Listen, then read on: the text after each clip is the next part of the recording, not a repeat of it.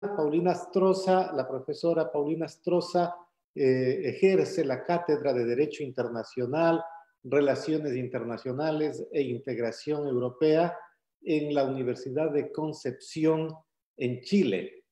Es abogada, magíster y también doctora en Ciencias Políticas y Sociales por la Université Catholique de Lovaina en Bélgica. Ha ejercido la cátedra Jean Monnet de la Unión Europea y dirige, repito, el programa de estudios europeos de la Universidad de Concepción. Paulina Astroza ha publicado extensamente dentro y fuera de la región, ha dictado clases como invitada en Europa y América Latina y ha desarrollado su actividad académica especializándose en temas vinculados a la integración política europea, a las relaciones entre la Unión Europea y América Latina para la diplomacia responsable y ha desarrollado en esas dinámicas varios proyectos, proyectos Jean Monnet de la Unión Europea, ha sido fundadora y directora del único programa que en estos momentos existe en Chile de carácter universitario y multidisciplinario dedicado al estudio y difusión de los estudios europeos en Chile. Así que les agradezco muchísimo por asistir y dejo con ustedes a la profesora Paulina Astroza, quien nos va a dar una exposición, una presentación a propósito del tema de qué esperar en la relación entre la Unión Europea y América Latina en tiempos turbulentos. Muchas gracias, Paulina. Adelante. Muchas gracias, Adrián, primero por la invitación y el honor que siento de ser parte de este grupo que ustedes invitaron, el cual me siento muy honrada de compartir y ya he visto las presentaciones de Juan Gabriel Tocatlián, de mi queridísimo amigo Gianluca Gardini, mi querida amiga Susan Gracius, y hoy día, bueno, me dejaron la vara bastante alta para hoy día hacer mi propio desarrollo de ideas respecto a este tema. Además, quiero desearte un muy feliz cumpleaños atrasado, porque por ahí me contaron que estuviste ayer de cumpleaños, así es que también mis saludos con mucho afecto. Lo que yo voy a hacer hoy día es tal vez tomar algunas ideas, no quiero repetirme, porque la verdad es que coincido bastante con los expositores anteriores en varios de los temas que presentaron, pero sí poner tal vez algunos elementos extra, complementarios a lo que ellos hicieron en las clases anteriores, las clases magistrales anteriores, entregar un poco más de datos y de detalles en algunos de los puntos a los cuales ellos se refirieron, cosa de complementar y no repetirme tanto con lo que se señaló por quienes se expusieron anteriormente. Debo decir también que pese a que soy chilena, soy de América Latina, sudamericana, la verdad es que mi especialidad es Europa. Por lo tanto, voy a poner un poco más el acento en esta oportunidad en lo que está pasando en Europa y desde Europa cómo veo la visión hacia América Latina en este contexto de pandemia y en este contexto ojalá de post-pandemia. Veremos qué es lo que pasa.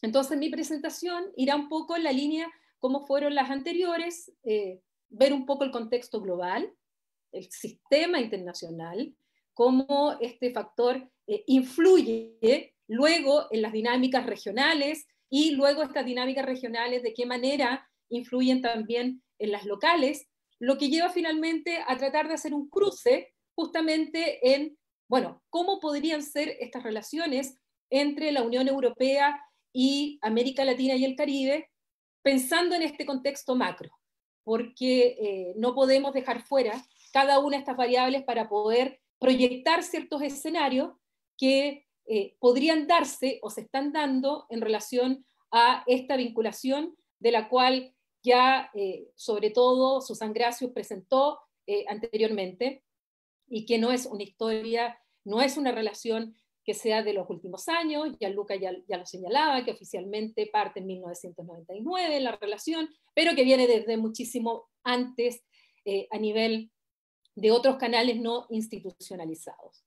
Entonces, lo primero que yo quiero partir es justamente con esta visión más global, más macro, dentro de la cual después vamos a hablar de las relaciones, de lo que ocurre a nivel de las regiones, me refiero de Europa, en particular la Unión Europea, y de América Latina, y luego hacer ese cruce para poder ver, bueno, qué podemos esperar de la relación entre ambos bloques, si es que podemos hablar de bloques, lo que ya adelanto que no podemos hablar de bloques. La pandemia, creo que efectivamente lo que ha venido a hacer es a reforzar ciertas tendencias que ya se venían viviendo, incluso antes de Trump. Algunas de ellas ya venían de la época de Obama y otras incluso antes de la época de Obama. O sea, cuando escuchábamos hablar de la crisis del multilateralismo y las críticas que se le hacen al Consejo de Seguridad de las Naciones Unidas, estas no son nuevas. La verdad es que esas críticas y los proyectos que se han presentado, todos fracasados, de modificar el Consejo de Seguridad, porque justamente en virtud del veto se ha bloqueado muchas veces y no se ha podido actuar como Naciones Unidas cuando se le ha requerido, no es nuevo, es algo que ya venía y esa crítica ya se venía haciendo. Por otro lado, la politización del derecho internacional tampoco es nuevo, eso viene desde el origen mismo del derecho internacional y por lo tanto es un factor que también hay que considerar que evidentemente en nuestra realidad hoy día pasan a profundizarse más estas críticas o estos elementos. Esta crisis del multilateralismo, de la cual también se refirieron mis colegas anteriores, venía ya anteriormente. América Latina bien lo conoce. Tenemos una superposición y que se traslapan entre ellas de un proyecto tras otro de supuesta integración, de instituciones y de mucha burocracia, y que después nos pasamos al otro lado a dejar, por ejemplo, una institución como UNASUR, con el ejemplo clarísimo del edificio que quedó en Ecuador y que era un poco lo que representaba lo que quería hacer UNASUR y finalmente no solo no cumple todos los objetivos que se planteó, sino que además, bueno, se retiran países de UNASUR y crean lo que es la Alianza del Pacífico, perdón, lo que es PROSUR, lo que aún todavía no tenemos claro qué es lo que es PROSUR. Y esa es una eterna constante que vamos viendo lamentablemente en América Latina y que ya entraremos un poco más en abordar esa temática. Por lo tanto, quiero retomar el punto de que la pandemia lo que ha venido a hacer es justamente a reforzar ciertas tendencias que ya venían y hacer resurgir nuevas. Nosotros estamos viviendo, si tuviéramos que resumir en una palabra, cómo es el mundo que estamos viviendo hoy día, cómo son las relaciones internacionales que estamos observando hoy, bueno, es de incertidumbre, es de cambio, es de un proceso que ya venía y que se ha reforzado y que es muy importante ir analizándolo en cada uno de los factores y las señales que nos van enviando. Proyectar escenarios, la verdad es que es útil, pero muchas veces muy difícil cuando el escenario está tan líquido, cuando las cosas cambian de manera tan rápida y algunos eventos terminan siendo aquellos eventos vertiginosos que todavía no los asumimos cuando ya resulta que viene uno siguiente.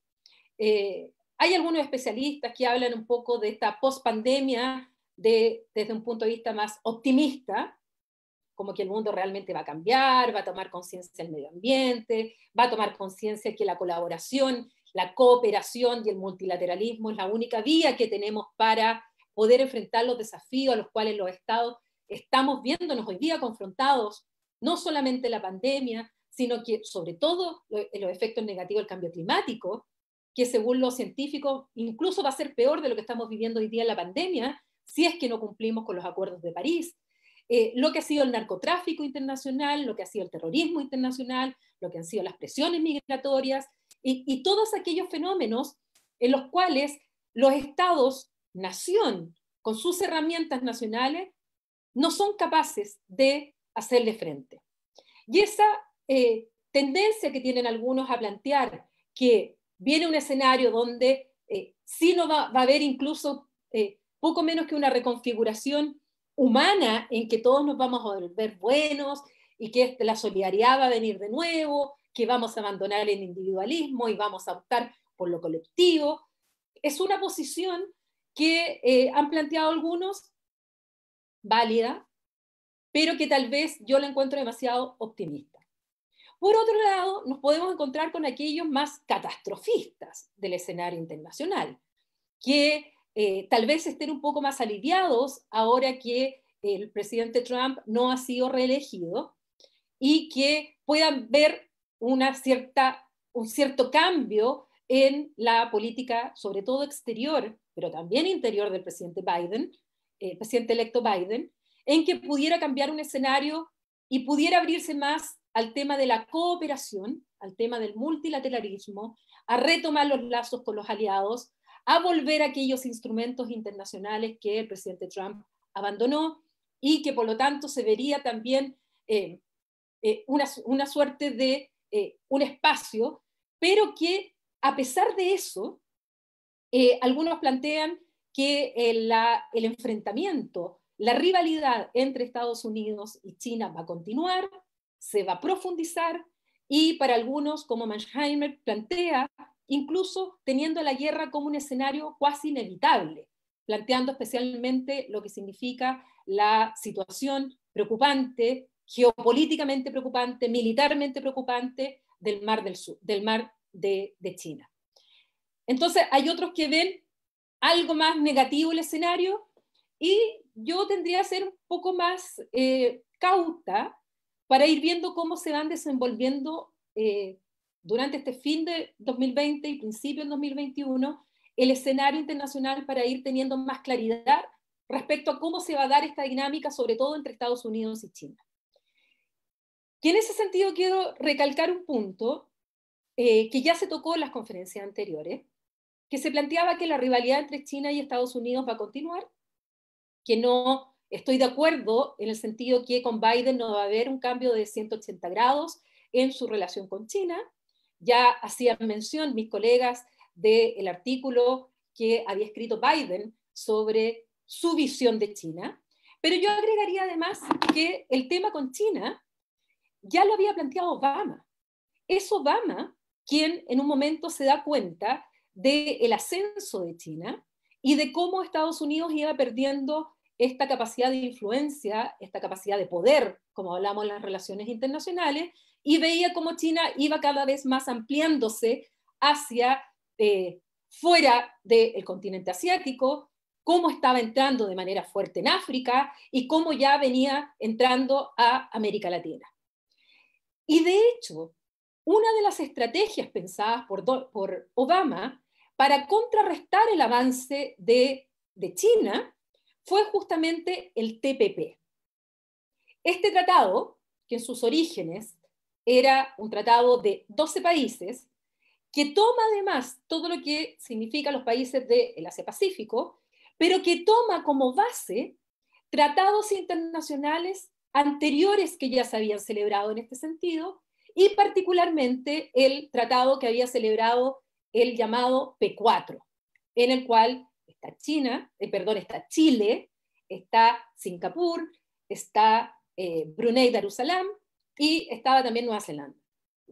Y ese tratado después lo toma como idea y se empiezan a sumar otros estados que finalmente son los 12 estados que negocian este TPP, que Obama lo plantea geopolíticamente como una forma de evitar el avance de China justamente en estos países que conformaban el llamado TPP, donde también estaba Japón, donde estaba Canadá, donde estaba Perú, donde estaban otros países. ¿Qué es lo que ocurre? Que cuando Trump llega al poder, una de las primeras cosas que realiza es justamente retirar la firma del TPP. Por lo tanto, a los otros 11 países les tocó decidir, bueno, ¿qué hacían? si es que ya el tratado lo dejaban sin efecto, porque muchas de las normas decían relación con Estados Unidos, que era el gran Estado que estaba detrás del TPP, o si seguían adelante. Finalmente fue Japón y también por voluntad de los otros países que los 11 continuaron, suspendieron todas las cláusulas que decían relación con el TPP y queda finalmente el llamado TPP-11.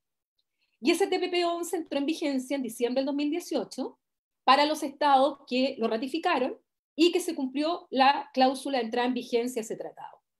Debo decir que en el caso de Chile no ha entrado en vigencia porque aún se mantiene ese tratado en el Senado, donde ha tenido bastante resistencia a nivel nacional, y en la actualidad la verdad es que veo bien difícil que el Senado hoy día saque a debate y a votación el TPP-11, por lo tanto Chile no es parte hoy día del TPP-11, pese a que fuimos Estado negociador. Las últimas noticias que estaban hablando del TPP-11, se estaba hablando incluso que habría interés de China en entrar al TPP-11. Es más, eso ya se había hablado hace un par de años, cuando Estados Unidos lo había abandonado para que China entrara. Y la verdad es que esa discusión estuvo, y China finalmente no entró, porque había muchas normas del TPP-11, en especial en materia laboral y en materia medioambiental, en la cual los estándares eran mucho más altos para los que China cumple. Entonces, la verdad es que cuando vio esas normas, China dijo, no, en realidad no quiero entrar. Ahora se ha vuelto a hablar de la posibilidad que entre China al TPP-11. Es raro, porque si lo pensamos, el TPP estuvo pensado por Obama para evitar el avance de China, y resulta que el presidente Trump se retira, deja el espacio, y el espacio de alguna manera lo ha querido o ha tenido intención de llenarlo China. ¿A qué voy con esto? A que durante los 3 años que lleva el gobierno de Estados Unidos en manos de Trump y la visión del mundo, si es que tiene alguna visión del mundo, Trump ha sido finalmente de un repliegue. Sabemos que se retiró inmediatamente de las negociaciones que Obama había comenzado con la Unión Europea por un tratado de libre comercio, por lo tanto esas negociaciones pararon.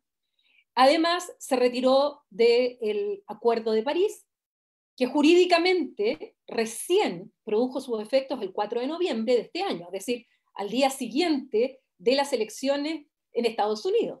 Porque si bien Donald Trump lo hizo con bombos y platillos, el anuncio de retirarse del Acuerdo de París en el Jardín de las Rosas hace 3 años atrás, más de 3 años atrás, resulta que no es llegar y retirarse un tratado internacional. Los tratados internacionales tienen cláusula de retiro. Y la cláusula de retiro que tiene el Acuerdo de París se cumple recién el 4 de noviembre del 2020, cuando ya Estados Unidos deja de ser parte del Acuerdo de París. Y sabemos bien que ya Biden lo anunció en la campaña y lo anunció ahora, que dentro de sus primeras medidas va a ser volver al Acuerdo de París. Ahora, jurídicamente, ¿cómo lo van a hacer? Ahí tienen un tema, pero la voluntad política ya está, y además nombra como embajador frente al Acuerdo de París a John Kerry. Y eso no es menor, porque John Kerry era el embajador de los Estados Unidos ante la ONU, de Obama, cuando se firma el Acuerdo de París, y aquí viene la foto que se ha viralizado de Kerry con su hija, o nieta, no, su hija tiene que ser, donde él firma y dice, bueno, estoy firmando este Acuerdo de París por mis hijos y mis nietos y nietas que vendrán y para que tengan un planeta mejor. Además, Trump, en el periodo que estuvo, y eso es importante para lo que vamos a ver en relación a Europa, junto con declarar primero que la OTAN estaba obsoleta, luego en la primera reunión que tiene con los miembros de la OTAN y que se realiza en Bruselas, cuando inauguran la nueva sede de la OTAN en esta ciudad, se esperaba en ese momento, eran dos eventos bien significativos, porque lo que tenían que hacer en ese momento era inaugurar un monolito, un símbolo a los soldados de la OTAN muertos en la guerra en Afganistán. Porque recordemos que la guerra en Afganistán ha sido la única intervención armada de la OTAN que ha sido invocado el artículo 5 del Tratado del Atlántico Norte, donde establece el principio de la seguridad colectiva. Y eso fue justamente por los ataques del 11 de septiembre del 2001 a Estados Unidos. Por lo tanto, al inaugurar este edificio, se estaba haciendo un reconocimiento a los soldados europeos, a los soldados canadienses, a los soldados que forman parte de la OTAN, que murieron justamente en Afganistán, en esta intervención, porque Estados Unidos invoca el artículo 5 del Tratado del Atlántico Norte. Y en segundo lugar, en aquella oportunidad se esperaba que Trump hiciera mención expresa en su discurso al compromiso de los Estados Unidos con dicho artículo 5. Y quienes más esperaban esa mención eran los países de Europa Central y Oriental, que se sienten amenazados por Rusia y que además se sienten amenazados por otras intervenciones en las cuales querían saber si Estados Unidos, en caso de ataque, iban a estar o no estar dispuestos a recurrir al artículo 5 y salir en defensa, tal cual como es la lógica del Tratado del Atlántico Norte, que rige desde 1949 la seguridad colectiva de Occidente y de Europa en particular. Bueno, ¿qué pasó con Trump? Primero, casi ni habló del monolito. Segundo, en esa reunión no mencionó el artículo 5. Y además, lo único que hizo fue, no sé si recuerdan las imágenes, aquellos europeos, en el cual aparece el presidente Trump, poco menos que regañando a todos los líderes europeos porque no han cumplido con el acuerdo que habían llegado con Obama de gastar en defensa, en sus presupuestos internos, al menos el 2% del Producto Interno Bruto. Porque en la OTAN no se pagan cuotas. Lo que se hace en la OTAN es que se invierte en defensa, en los presupuestos de defensa, y este acuerdo del 2% al menos del Producto Interno Bruto. Cosa que de los países europeos y en general de los países de la OTAN, solo 5 países están cumpliendo con dicho compromiso. Por lo tanto, esto que hizo Trump de manera bastante torpe, poco respetuosa, es algo que ya Obama venía planteándole a los europeos, de que los europeos debían contribuir más a la seguridad colectiva, invirtiendo más en sus presupuestos en materia de defensa, y ese fue el acuerdo al que llegaron en el 2014. Acuerdo que Trump, de alguna manera, lo recuerda, pero al estilo Trump. Y por eso que vimos las imágenes que se hicieron virales en su momento. Además, Trump tuvo una relación con Europa bastante tensa y difícil. ¿Por qué? Porque por un lado trató muy mal a algunos líderes de la Unión Europea, en particular atacó bastante, y sobre todo vía Twitter, que es su vía preferida para manifestarse, a Angela Merkel. A Angela Merkel por el tema de la crisis migratoria en el año 2015, por la opción que tuvo Angela Merkel y la decisión que tuvo sus costos políticos para Angela Merkel en esta materia. Bueno, Donald Trump hizo ver esto siempre, que era el ejemplo que no había que seguir cuando se refería a la situación con México, o también cuando se queja de que Estados Unidos, y es algo que repite Biden en su discurso, aquel que recordó también Susan, cuando dice, bueno, aquí las reglas tienen que ser justas porque si no, el mundo se aprovecha de los Estados Unidos. Necesitamos también reglas más claras porque si no, se aprovechan de nosotros. Entonces, ¿en qué sentido? Porque lo que dicen es que al final se exporta mucho a los Estados Unidos, pero los Estados Unidos están exportando menos. Por lo tanto, su balanza no tiene ese superávit y carga contra Alemania porque dice, bueno, ustedes nos venden más, pero ustedes nos compran menos. Y eso no es justo. Y dentro de la ignorancia, Donald Trump le ofrece a Angela Merkel, también se lo ofreció a Emmanuel Macron, que celebraran un tratado de libre comercio entre Alemania con Estados Unidos o entre Francia y Estados Unidos. Y a lo que ambos le responden, esas no son materias de Alemania, no son materias de Francia, son materias que han sido transferidas a la Unión Europea, por lo tanto el acuerdo de libre comercio solo se puede celebrar con la Unión Europea, que es quien tiene las competencias. Y así, en distintas materias, la relación se fue tensionando entre Trump y la Unión Europea. A ello debemos sumar la subida de aranceles que Trump también impone a productos de de la Unión Europea, a lo que la Unión Europea responde también con contramedidas, subiendo también aranceles a productos de los Estados Unidos. Debemos sumar el apoyo explícito de Trump al Brexit. Él, el día del referéndum, el año 2016, estaba en uno de sus campos de golf en Escocia y apoyando el Brexit.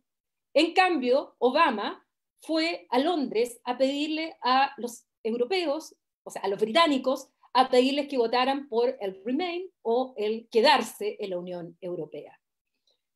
La primera visita que recibió Trump, recuerden ustedes también, cuando gana las elecciones, no fue de ningún líder europeo, sino que fue la visita del líder del entonces UKIP, el Partido por la Independencia del Reino Unido, hoy día partido llamado Brexit, Nigel Farage, quien fue a saludarlo, y está esa foto también icónica dentro de ese ascensor tan sobrio, todo dorado de la Trump Tower, donde en el fondo manifiesta su apoyo al Brexit y manifiesta su apoyo a aquellos que están en contra de la integración europea.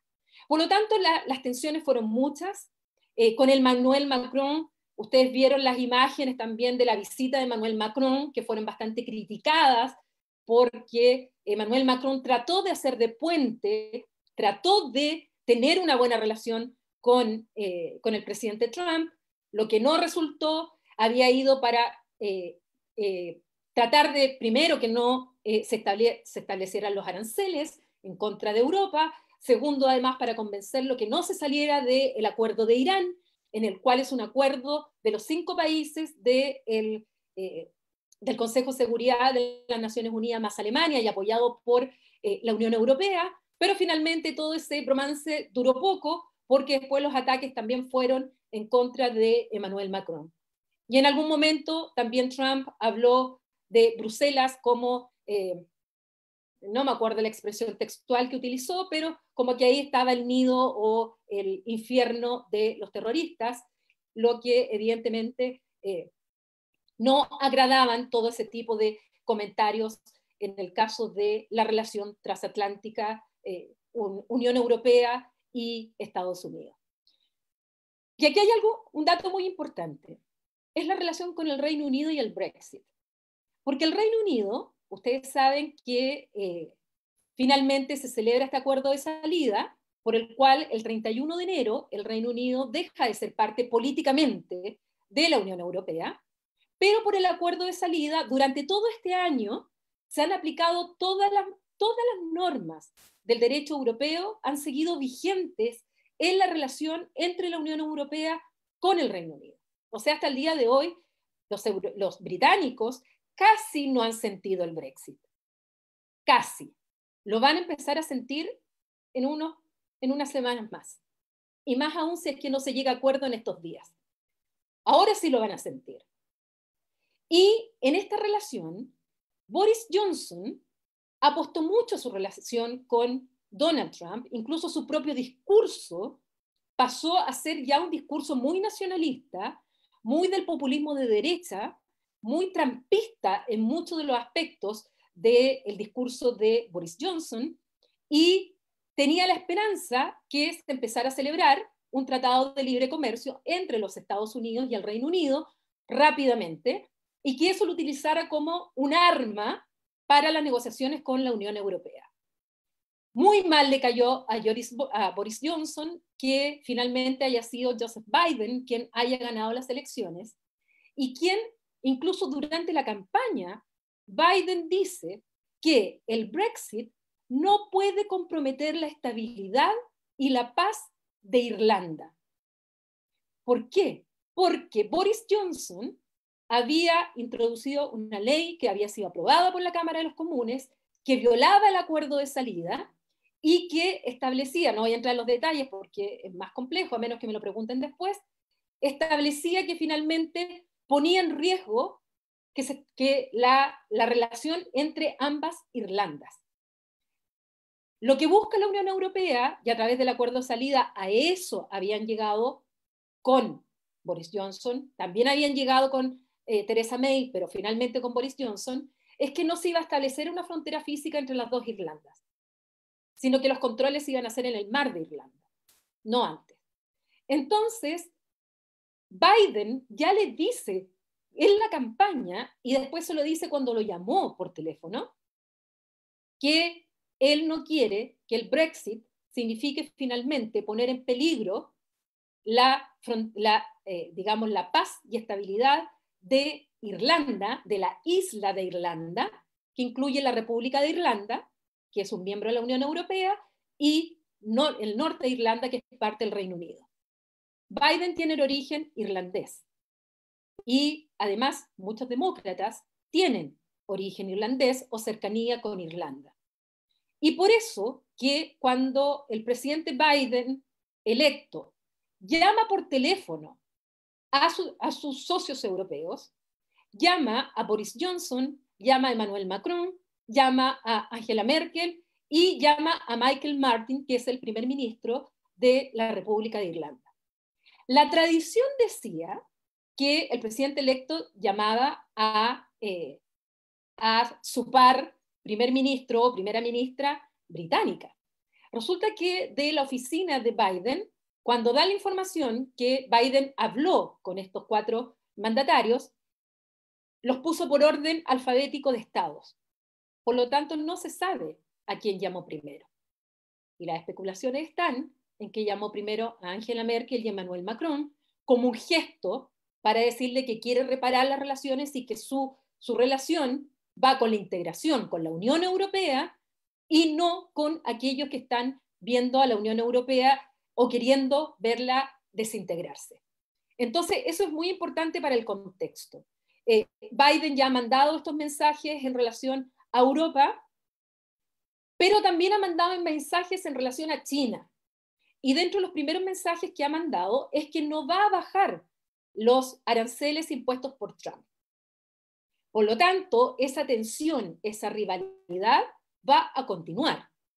¿Por qué? Porque, insisto, ya venía desde la lógica de Obama, que la toma de manera mucho más fuerte Trump, pero que lo más probable es que la continúe con otro tono, con otro trato, con otra forma de hacer política o diplomacia, pero que continúe con Biden.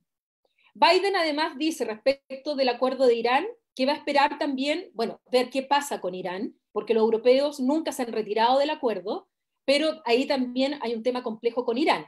También observemos qué es lo que va a pasar con el acuerdo de Irán. Ya anunció que vuelve al acuerdo del clima. Y yo creo, y aquí sigo a Joseph Nye, y también creo haberle entendido lo mismo a Juan Gabriel Tocatlián, en que la rivalidad entre Estados Unidos y China va a continuar, pero va a ser una rivalidad, como dice Nye, cooperativa, no una rivalidad competitiva, por el efecto de la interdependencia y por lo que se llama esto de que es muy difícil el desacoplamiento económico, financiero, en lo inmediato entre China y Estados Unidos. La guerra comercial ha afectado tanto a China como a Estados Unidos. Por lo tanto, los lazos, la interdependencia, las inversiones que existen en ambos lados, hace que esta guerra comercial no tenga los mismos ribetes de lo que fue la Guerra Fría en el periodo de los años del 46 en adelante. La guerra, y lo que sí va a ser cada vez más intenso, y eso ya también lo vimos con el caso de Donald Trump, es en el área tecnológica, en la inteligencia artificial, es en el manejo de datos, es en la fibra óptica, es justamente en esa dimensión donde los chinos hoy día han tenido un avance espectacular y donde de verdad, tal como lo dijo Gianluca Gardini cuando habló de las cifras, como en innovación, en ciencia y en esta tecnología, China ha ido también avanzando de manera importante. Ese es el escenario que yo proyecto, veo, observo de lo que se va a venir ahora. ¿Y qué pasa en este escenario también a nivel global con la pandemia? Bueno, nosotros vimos los primeros días en que Trump tuiteó 15 veces felicitando a China por el manejo de la pandemia. Y luego cambia el discurso, más aún en campaña, donde ya pasa a su típico discurso de buscar un enemigo afuera, y por eso empieza a hablar del virus chino, y después empiezan a hablar de la vacuna estadounidense. O sea, esto es el lenguaje, estos discursos, de cómo el mensaje se quiere enviar. Y ya vimos todo lo que significó las protestas, las críticas, algunas que con razón, otras exageradas, otras sin razón, en relación a lo que China había hecho, a la información que China había dado a la Organización Mundial de la Salud, al comportamiento mismo de la Organización Mundial de la Salud respecto a este tema. Y también recordemos que Estados Unidos, que es uno de los contribuyentes, el mayor contribuyente de la Organización Mundial de la Salud, con Donald Trump decide salirse, retirar este aporte, al cual inmediatamente reaccionaron los otros estados y las otras fundaciones que aportan al presupuesto de la OMS, como la fundación de Belinda y Bill Gates, quienes aumentaron su contribución a la OMS. China aumenta su contribución a la OMS y otros países europeos también la aumentan, pero aumentando las críticas respecto a lo que China hizo respecto a la información que entregó o no entregó en su momento a la Organización Mundial de la Salud. Entonces, lo que ha pasado en este último tiempo, sobre todo en estos últimos 3 años con la administración Trump, es que Trump ha vivido un repliegue dejando espacios para que China avance. China no solamente es en la Organización Mundial de la Salud donde ha aumentado sus contribuciones. China participa en muchas de las operaciones de paz de Naciones Unidas. China tiene la presidencia en varias agencias de las Naciones Unidas. China ha avanzado a través del poder blando en África, en América Latina, a través de inversiones, a través de cooperación, a través de acuerdos de hermanamientos, a través incluso de acuerdos a nivel subestatal. Yo hice un trabajo en mi tesis de doctorado aquí en Chile, donde analicé todos los gobiernos regionales de Chile y sus vinculaciones con el exterior. Se supone que en Chile, jurídicamente, los entes subestatales no tienen competencia internacional y no tienen facultad ni constitucional ni legal para celebrar acuerdos. Pero desde hace 2 décadas que en Chile sí se celebran estos acuerdos. Bueno, y me pillé con la sorpresa que yo pensaba que la mayor cantidad de acuerdos que las regiones chilenas habían celebrado debían ser con las provincias argentinas, por razones lógicas de la frontera y de los intereses comunes transfronterizos que tenemos. Sin embargo, el hallazgo es que la mayor cantidad de acuerdos que las regiones chilenas han celebrado con socios en el exterior han sido con provincias chinas. Y a nivel de municipalidades, que yo no he entrado a ese análisis, también hay muchos acuerdos entre municipalidades chilenas con municipalidades en China.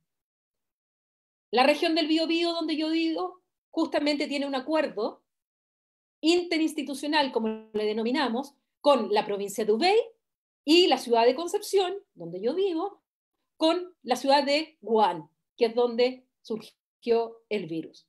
Y han hecho reuniones, incluso nos enviaron mascarillas y nos tuvieron reuniones con el alcalde para explicar cómo había sido este know-how de ellos de cómo tratar la pandemia en los inicios de cuando comenzó en China. Por lo tanto, los espacios, Trump los fue dejando abiertos y China fue entrando a esos espacios con poder blando, no con sanciones, no con intervención militar, sino con el poder de atracción, con de inversión, con cooperación. Muchos cursos de chino mandarín hoy día, el Instituto Confucio se ha aumentado en América Latina, en Chile en particular, a través de también los acuerdos comerciales. Con Chile celebró el primer acuerdo de libre comercio el año 2002. Por lo tanto, ya China venía con esto, porque además los chinos elaboran sus estrategias no para mañana, no para las próximas elecciones, como lamentablemente en América Latina, a veces las visiones internacionales de nuestros países duran lo que dura el mandato y están pensando en la próxima elección. Bueno, ellos no tienen elecciones, cierto, pero proyectan a mucho más largo plazo. Ese es el escenario global. Brevemente, el escenario local, regional.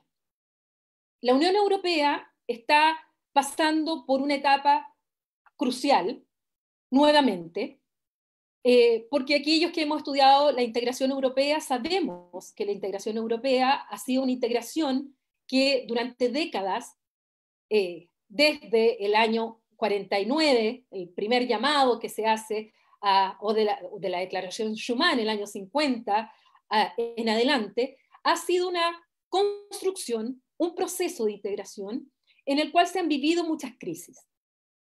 Muchas crisis que lo que han hecho los europeos finalmente, en cada una de ellas ha sido negociar, negociar, negociar. Y llegar a acuerdo. A veces han llegado a acuerdo al borde del precipicio, como lo que ocurrió en la crisis griega o la crisis del euro, que tan criticada fue Angela Merkel por algunos sectores, donde casi se ve que la integración iba a volar por los aires si es que finalmente Grecia se salía de la zona euro. Ha vivido muchas crisis. Esta no es la primera crisis, pero es una crisis, lamentablemente a Europa se le han ido sumando las crisis, una tras otra. Las últimas, para no irnos tan en la historia, evidentemente la crisis financiera global que parte en Estados Unidos en el 2008, afectó de manera brutal a Europa. La gran recesión de Europa, donde vinieron todas las medidas que se empiezan a adoptar, las medidas, la famosa troika del Banco Mundial, la Comisión Europea y el Fondo Monetario Internacional, con las medidas de ajuste que se adoptan en los países del sur, fundamentalmente Grecia, España, Italia, Portugal, Irlanda, donde además se vive la crisis migratoria el año 2015-2016, se viven los atentados terroristas que ponen en jaque también el tema de la cooperación en información entre los países y que además pone en riesgo lo que es Schengen, las fronteras, el que no haya control fronterizo entre los estados. Luego nos encontramos con esta crisis de la pandemia. Y respecto a la crisis de la pandemia, yo quiero hacer un alcance que no siempre se entiende y a veces me da la impresión que ni siquiera en Europa, por parte del público.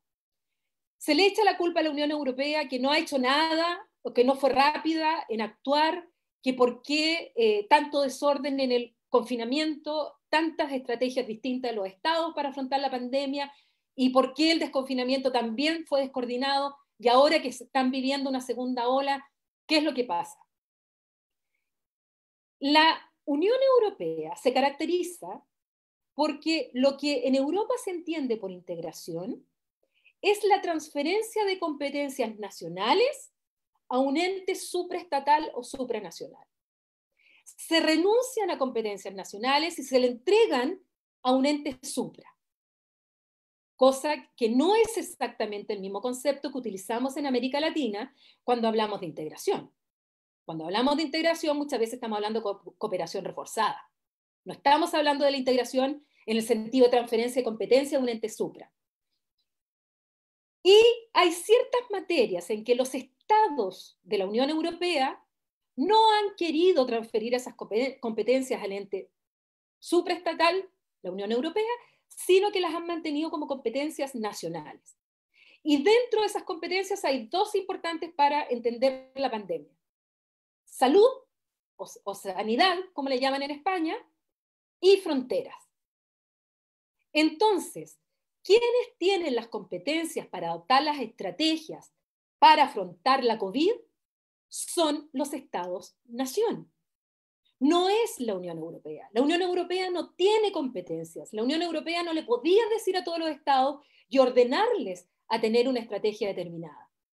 Por eso que ustedes ven a España con una estrategia, a Italia con otra, a Suecia con otra, a Bélgica con otra, a Austria, a Portugal. Son distintas estrategias, porque son de competencia nacional. Lo mismo con el cierre de las fronteras. Son los estados quienes cierran las fronteras, porque es una competencia nacional.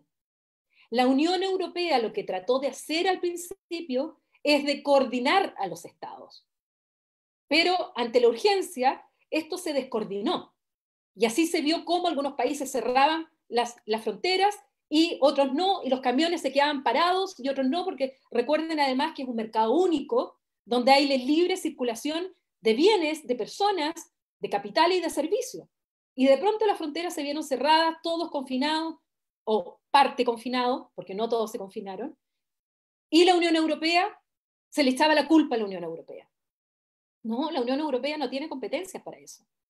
Donde sí tiene competencias la Unión Europea y donde actuó más rápido de lo que actuó en la crisis griega, fue efectivamente donde dice relación con dinero, con euro, con poner encima de la mesa presupuesto.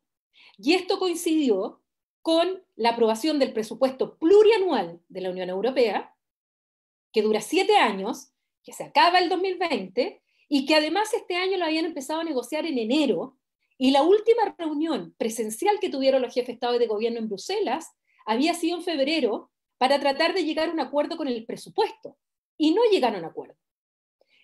Y además tenían un desafío enorme. ¿Por qué? Porque no tenían al Reino Unido como contribuyente neto. Por lo tanto, lo que aportaba el Reino Unido era menos que tenían para decidir en estos 7 años.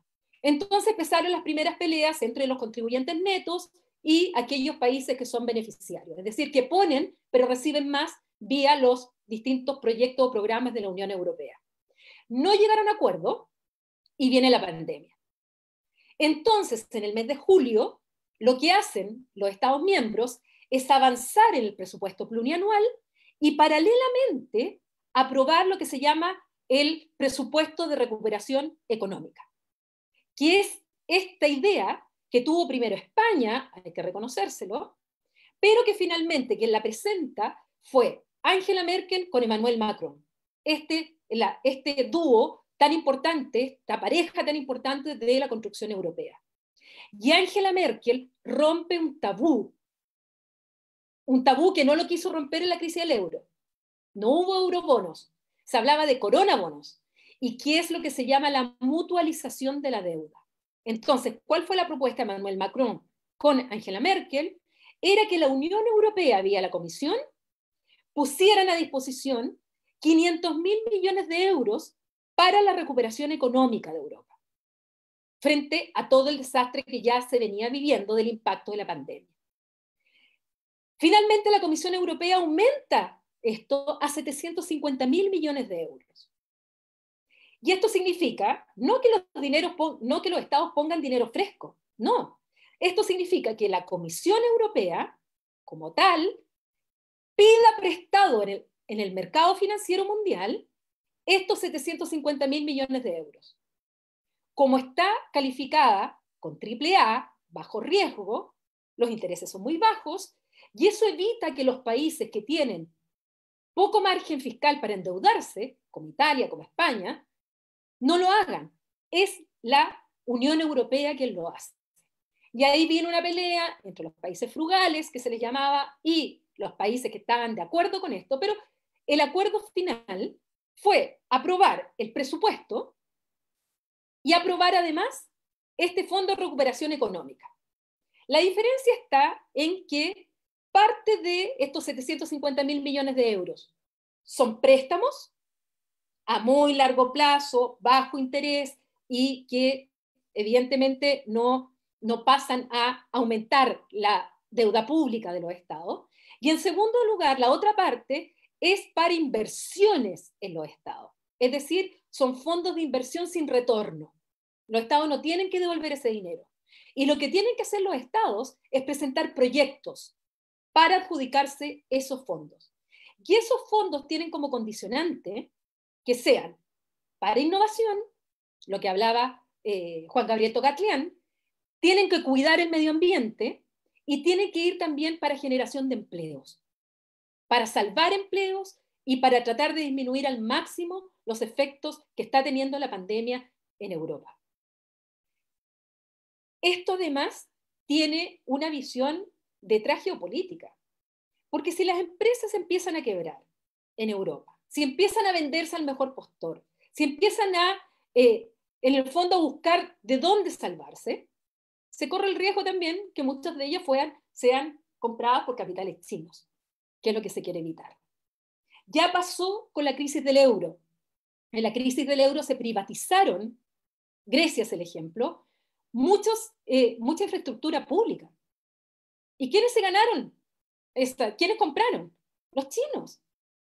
Los chinos tienen capitales en aeropuertos, tienen capitales en puertos.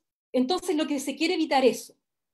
Y segundo, que también lo tocó Juan Gabriel Tocatlián, y esta idea que también la desarrolló Susan Gracius, de la autonomía estratégica. La autonomía estratégica en Europa viene desde hace bastante tiempo como idea, pero se vuelve a poner encima de la mesa porque, como lo dijo Emmanuel Macron en un momento, resulta que se dieron cuenta que dependían de los chinos, de mascarillas de los chinos, de ventiladores de los chinos, de los equipos especiales que ocupan el servicio sanitario, dependían de China. Se vieron imágenes vergonzosas, cómo se levantaban mutuamente las partidas de mascarillas que estaban comprando y poco menos que se las quitaban en los aeropuertos. Y además, mucho de lo que vendió China venía de mala calidad. Entonces, Emmanuel Macron plantea, y dentro del presupuesto de recuperación económica y dentro del presupuesto plurianual, se pone acento también en el tema de estas industrias críticas, de tener industrias propiamente europeas para no depender ni de China ni de Estados Unidos. Y esto está relacionado con el concepto de autonomía estratégica, de la cual mencionó Susan en su presentación. Vamos a ver cómo funciona.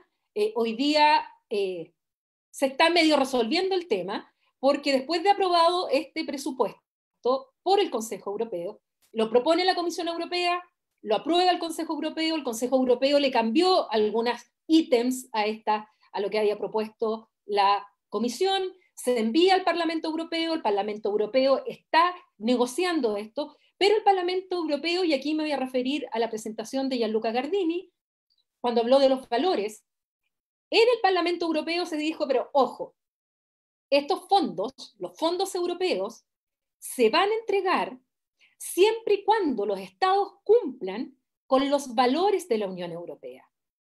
Artículo 2 del Tratado de la Unión Europea, donde hice relación con el Estado de Derecho, la democracia, el respeto a los derechos humanos, etc. Y se está pensando fundamentalmente en aquellos países que incluso tienen abiertos expedientes en la Unión Europea por no cumplir o por no estar cumpliendo estos principios del Estado de Derecho. Me estoy refiriendo a Hungría y a Polonia. Y Hungría y Polonia, porque se sabe que el procedimiento que tiene el Tratado de Funcionamiento de la Unión Europea es muy difícil que se llegue a una sanción en contra de estos países, no la expulsión, porque la expulsión no existe en la Unión Europea, pero sí quitarle voz y voto en el Consejo.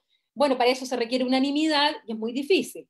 Entonces, los europarlamentarios están diciendo, bueno, una forma de presionar a estos países que cumplan con los valores de la Unión Europea es condicionar la entrega de los fondos a que cumplan con estos valores. Entonces, ¿qué es lo que pasó? Que Víctor Orbán, seguido luego por Polonia y por Eslovenia, dicen, bueno, si es así, nosotros vamos a vetar el presupuesto y vamos a vetar el Fondo de Recuperación. Y esa es una pelea intrainstitucional que están teniendo hoy día los europeos, que al parecer, por lo que leí ayer y hoy día a la mañana, ya Víctor Orbán está bajando el tono, porque eso significa que la Unión Europea ya ha dicho, está viendo un plan B, en el cual harían un acuerdo sin contar a estos países que pretenden vetar. Y tanto Polonia como Hungría, y como en general los países de Europa Central y Oriental, en esta segunda ola se están viendo mucho más afectados por la pandemia que en la primera ola. Y además, ellos dependen mucho de los recursos de la Unión Europea, desde los fondos, los subsidios agrícolas, a los fondos regionales, a los fondos de innovación, etc. Todos los fondos de la Unión Europea, ellos son beneficiarios netos. Por lo tanto, tenemos que ver qué va a pasar ahora, porque tienen que aprobarlo ahora antes de fin de año, para que el 1 de enero empiece a regir este presupuesto.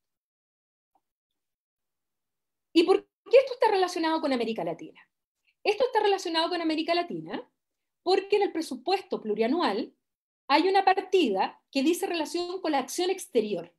Y ahí está el dinero que la Unión Europea establece para su acción exterior con todos los países del mundo. Dentro de ellos, América Latina y el Caribe.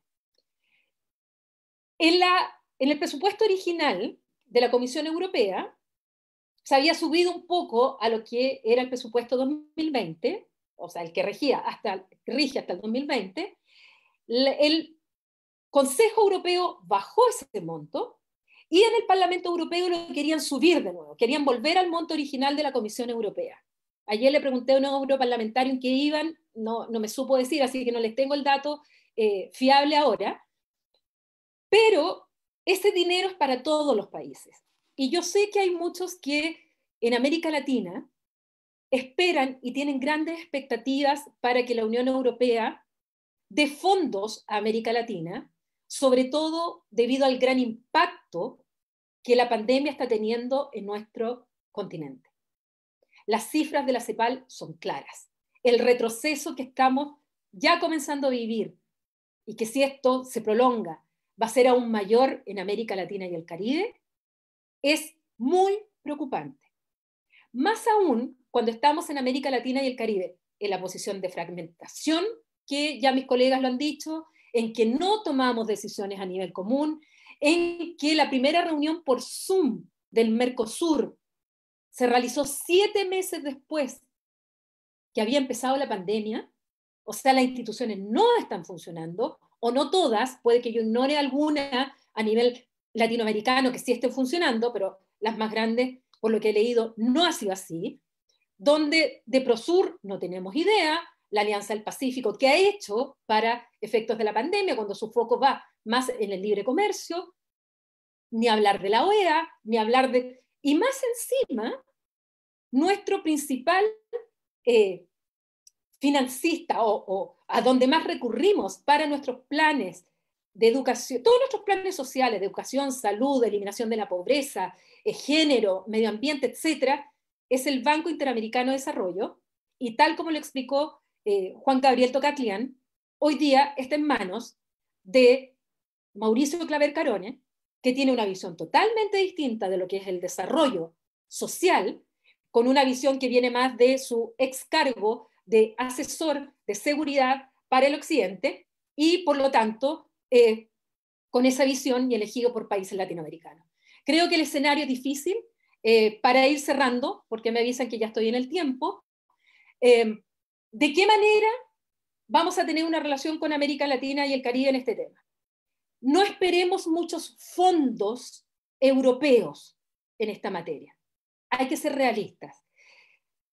En esos fondos hacia acción exterior, Europa tiene otras prioridades. América Latina no es prioridad para Europa. Yo sé que los diplomáticos siempre les van a decir que sí, pero la verdad, como académica, es decir que no.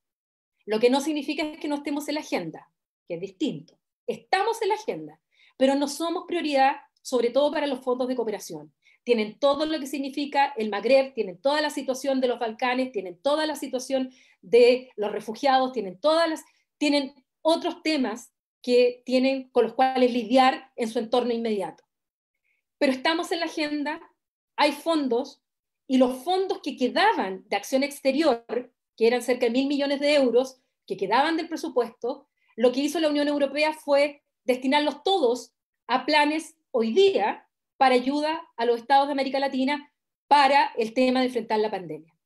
Tendremos que ver más adelante cómo va a ocurrir ahora estos lazos de cooperación, no cooperación directa en fondos, sino a través de otras vías, para que América Latina y el Caribe, junto con Europa, podamos ver en este escenario tan complejo que traté de resumir, de ver de qué forma vamos a salir adelante, porque los tiempos que se vienen claramente van a ser difíciles. Muchas gracias y perdón si es que me pasé mucho en el tiempo, Adrián. Muchas gracias, Paulina. Gracias por la charla. Entonces vamos a abrir un espacio para preguntas del auditorio.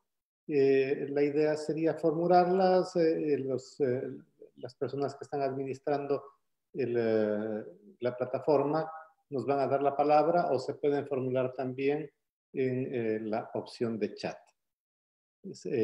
Queda con la palabra entonces del auditorio.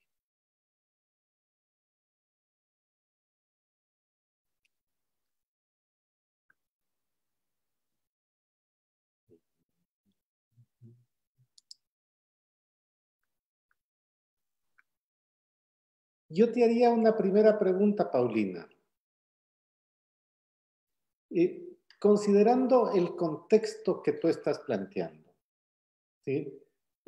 Y la imagen de que, al menos en América Latina, y tal vez en otros continentes, pero en América Latina, los ritmos de crecimiento de China y de inversión en la región y la estabilidad de la política estadounidense que se está previendo, independientemente de que Trump deje la presidencia, habrá una política de contención de ese crecimiento chino en América Latina, nos dicen desde distintas perspectivas. ¿Cómo miras el rol de la relación Europa-América Latina y el Caribe en ese contexto? Yo creo que justamente en ese contexto tan complejo, en el cual a nosotros no nos conviene, tal como se ha planteado en las exposiciones anteriores, a nosotros no nos conviene un enfrentamiento entre Estados Unidos y China, porque justamente tanto para Europa como para América Latina, nosotros tenemos buenas relaciones con ambos, en el sentido comercial, en el sentido de cooperación, en el sentido más amplio de las palabras, nosotros dependemos de alguna manera, o tenemos relaciones, o somos interdependientes tanto de China como de América, como de los Estados Unidos. Entonces a nosotros no nos conviene un escenario en el cual nos obliguen y nos presionen a que tomemos una decisión en uno u otro bando. Y ojo, que Mike Pompeo, cuando estuvo en Chile, en una entrevista, nos dijo a los chilenos, cuando estábamos viendo el tema del 5G, dijo, ojo con las ofertas que vienen desde China, porque si Chile toma esa decisión, nosotros también tomaremos la nuestra. Lo dijo en una entrevista. O sea, esa fue una presión que nosotros sufrimos en su momento por parte del gobierno de los Estados Unidos. China hará sus propias presiones. No me cabe duda, tal vez de otra manera, a lo mejor no lo van a decir abiertamente como Mike Pompeo en un canal de televisión, pero también nos dirán en un momento, oiga, tiene que decidir, ya sea para la fibra óptica, ya sea para no sé qué, tienen que decidir por nosotros, dando a nosotros las concesiones. Si no, se acaba la ayuda. O sea, ese es el escenario al que no queremos llegar, que nos obligan a alinearnos. Entonces, en este sentido, compartimos ese interés común con los europeos, y es justamente en esas áreas donde tenemos intereses comunes o idénticos o complementarios, donde nuestra relación debería reforzarse con Europa. Hay varios temas en los cuales nosotros compartimos, como dice Gianluca, valores e intereses. Y es en esas áreas donde podemos ir profundizando. Y también estoy de acuerdo con Gianluca, y que también lo planteó Juan Gabriel Tocatlián, en el sentido que vamos viendo, sin grandes ambiciones, sin estas cumbres gigantes, sin estas estrategias enormes, vamos viendo, casi como la Unión Europea, paso a paso, como una bolita de nieve, qué cosas sí podemos ir viendo en común, cosa de ir reforzándonos para tener al menos una voz de mayor peso frente a estos dos grandes que nos van a tratar de presionar en algún momento. Y solo es buscando a los países que se encuentren en la misma situación que nosotros, juntándonos para tratar de al menos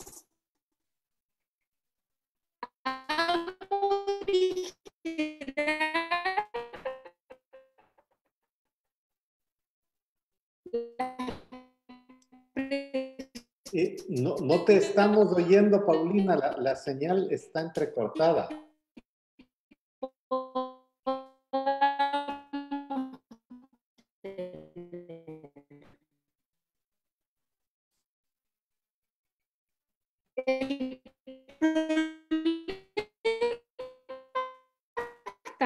que también lo plantearon acá, es que América Latina no habla de una sola voz. Paulina, ¿Aló? se cortó la señal en esta última respuesta. No sé si puedes volver a comentarnos. ¿Pero me escucha ahora? Ahora sí. Ya, sí, es que estoy con la señal, estoy conectada al teléfono en realidad, porque no estaba funcionando bien internet. Bueno, lo que yo decía entonces es que comparto la opinión que planteó Juan Gabriel Tocatlián y Gianluca, en que cuando tenemos intereses y valores comunes, Europa, América Latina, vayamos como, yo les decía, como la integración europea, como esta bolita de nieve muy funcional, de a poco, tratando de ir reforzando lazos en aquellos temas en que podamos hacer un bloque para tratar de evitar esas presiones, tratar de tener una voz. Pero ¿cuál es el problema? Que en América Latina no tenemos una sola voz. Que en América Latina estamos con intereses contrapuestos, que en América Latina no hemos logrado tomar conciencia que las voluntades debieran estar en la mayor cooperación y colaboración entre nuestros estados. Y aquí el tema soberanista, aquí el tema también cuando cambian mucho los sellos políticos, se vuelve a inventar una nueva organización, tratar de superar eso y ser mucho más pragmáticos. O sea, el tema de la pandemia, si no salimos todos de la pandemia, sencillamente no va a salir nadie.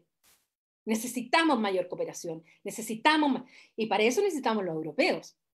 Entonces yo creo que ahí hay justamente un espacio donde podríamos reforzar paso a paso, pero no con grandes ambiciones. O sea, yo ya eso de las cumbres y de las grandes estrategias, no, yo creo que el escenario es otro, porque el mundo ha ido cambiando y tenemos que irnos adaptando, anticipándonos, no reaccionando, anticipándonos a este nuevo escenario. Muy bien, Paulina, nuestro colega Peter Birle de Berlín nos pregunta o te pregunta. Primero agradece por la conferencia y luego dice que está muy bien que se hiciera referencia a otras conferencias. Mi pregunta, dice Peter, dada la heterogeneidad de las dos regiones, es difícil imaginar una cooperación birregional eficaz en la actualidad. ¿Qué posibilidades concretas ves en este momento para una mayor cooperación entre comillas, los estados afines de América Latina y entre América Latina y Europa? Gracias a Peter, era lo que yo decía, que la gran dificultad que tenemos en América Latina es justamente esa falta de verdadera integración y verdadera colaboración. Ahora, ¿cómo podría yo verlo? Yo creo que la pandemia, el tema de las migraciones, el tema del narcotráfico ilegal, son temas que debieran a nosotros unirnos primero en América Latina para dar respuesta a eso. Yo creo que es un tema en el que justamente deberíamos, con voluntad política, y lo remarco, voluntad política, independiente de el partido político o el tipo de gobierno, tratar de buscar soluciones conjuntas. Soy pesimista después de haber visto la elección del presidente del Banco Interamericano de Desarrollo. Pero es que si no lo hacemos, sencillamente América Latina va a seguir fraccionada, va a seguir sumida en la pobreza y no vamos a tener, va a ser todo bilateral. Chile va a tener sus contactos, Brasil va a tener sus contactos, Argentina va a tener sus contactos, pero no va a ser América Latina que va a tener sus contactos. Entonces yo estoy súper consciente que es difícil, pero ante desafíos inmensos, ojalá yo quisiera ver estadistas de verdad, liderazgos de verdad en nuestra América Latina, que hace rato que no veo. Eso. Gracias, Paulina. Parece que Susana Gratius quiere dirigirnos la palabra, hacer una pregunta. Susana.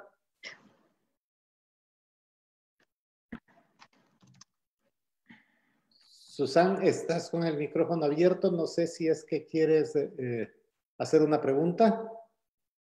¿Te escuchamos, Susan?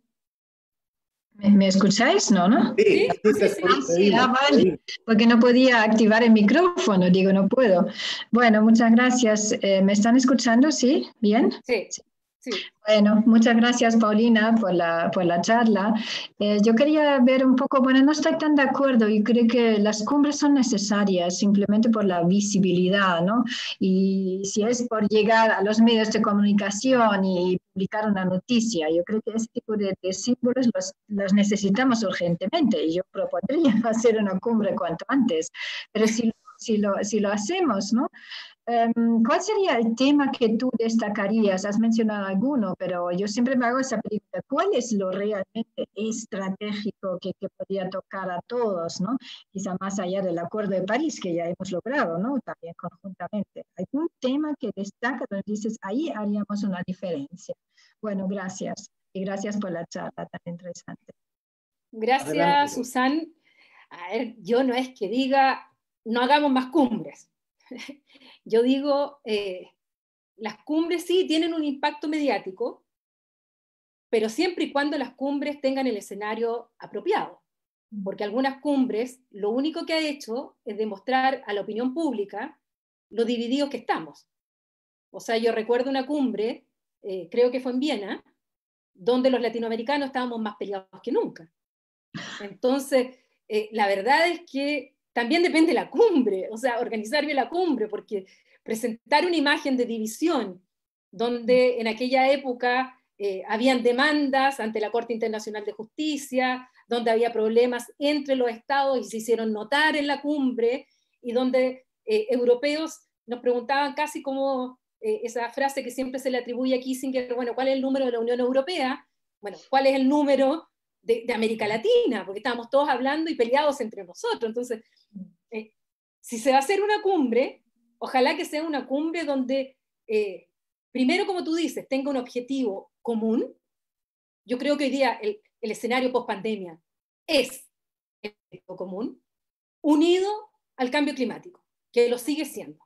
Yo creo que esos son los dos grandes desafíos que hoy día tenemos. Si le queremos agregar un tercero, es el tema de las migraciones.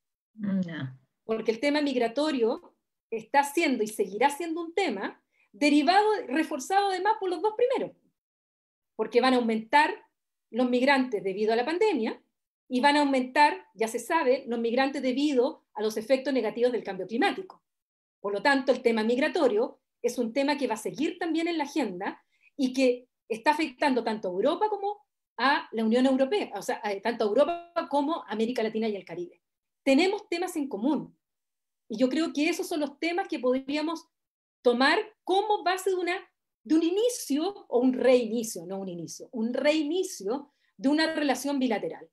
Acá está la superación de la pobreza, que va a ser un tema muy importante, pero ustedes tienen otros temas que también los ven y que a lo mejor no son tan directos para nosotros, como el caso del terrorismo internacional, que afectan evidentemente de manera distinta. Entonces, yo te diría que los tres primeros temas, y pensando en que los tres están vinculados y que van a reforzar el último, que crea tensiones en los estados, y tú bien sabes que estas tensiones entre los estados, sobre todo el tema migratorio, lleva también a los populismos, lleva también a aquellos que se aprovechan de estos escenarios, y eso es algo que se está viviendo en Europa y estamos empezando ya a ver de manera clara en algunos países en América Latina, en que se aprovechan de estos escenarios justamente para este populismo de separar entre la élite y el pueblo virtuoso y pasar por encima de los partidos políticos y ganarse estos votos con nacionalismos también extremos. Bueno, evitar eso. Yo creo que ahí tenemos un escenario en común donde podemos trabajar e insisto, las cumbres, pero que la foto sea bonita de la cumbre, no que refleje lo que no queremos reflejar en la foto. Bueno, muchísimas gracias, Paulina. Si no hay otra pregunta, entonces te pediríamos que des unas palabras de cierre. Bueno, nuevamente muchas gracias por darme la oportunidad. Para mí es un tremendo honor el estar aquí, invitados por el EULAC. Sigo insistiendo que además es un honor después de haber estado luego de grandes colegas y la próxima colega también Guadalupe que va a estar. Creo que era importante, como dice Peter, hacer una vinculación entre las conferencias porque han ido más o menos en la misma línea. Yo quería aportar algo extra a lo que ya se había dicho, por lo tanto invito a quienes nos están escuchando a que vean las anteriores conferencias también, que fueron muy buenas. Y desde Chile, nada, darles un abrazo en este tiempo que no ha sido tan fácil, que no es tan fácil para Europa, no está siendo fácil para América Latina, y creando esto que algo hablábamos del multilateralismo como el minilateralismo, pero el minilateralismo también académico, que hace también de compartir ideas, de reflexionar y de ver lo que está pasando en ambos lados del Atlántico, que es tan importante para el futuro, finalmente, de nuestros hijos, hijas, nietos, nietas, a quienes les vamos a dejar, queremos dejarle un mundo mejor. Así es que muchas gracias, Adrián, y muchas gracias también a quienes hoy día estuvieron escuchando. Muchas gracias a ti, Paulina. Muchas gracias a quienes asistieron a esta conferencia, que va a estar también disponible en las páginas de Facebook de la Fundación y en su canal de YouTube. Gracias, Paulina. Buena suerte. Gracias, adiós.